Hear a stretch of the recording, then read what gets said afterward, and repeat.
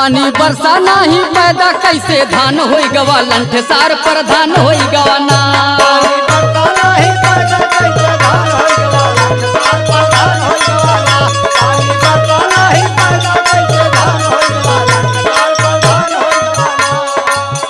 सबसे पीछे भरले पर्चा एक को कैलस नहीं खर्चा।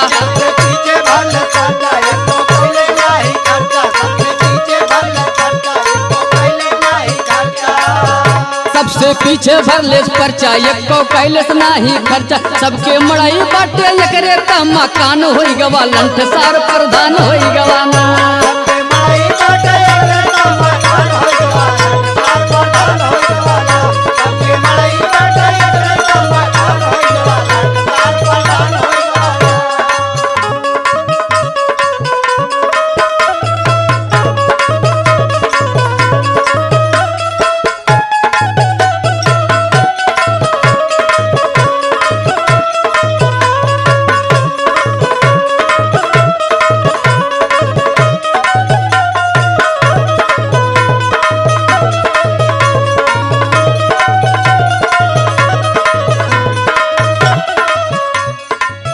सबता बाटत रहे दारू ई मिलौलस में हर दारू।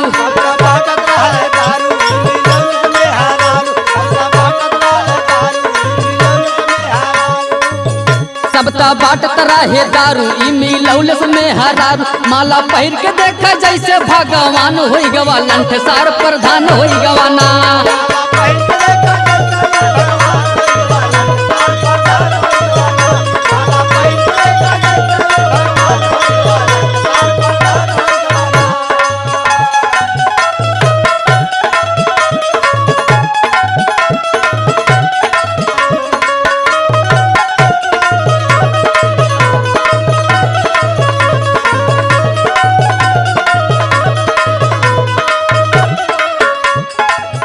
गुड्डू लहरी को होई ग चिंता मुन्ना मन ले रहल मनता।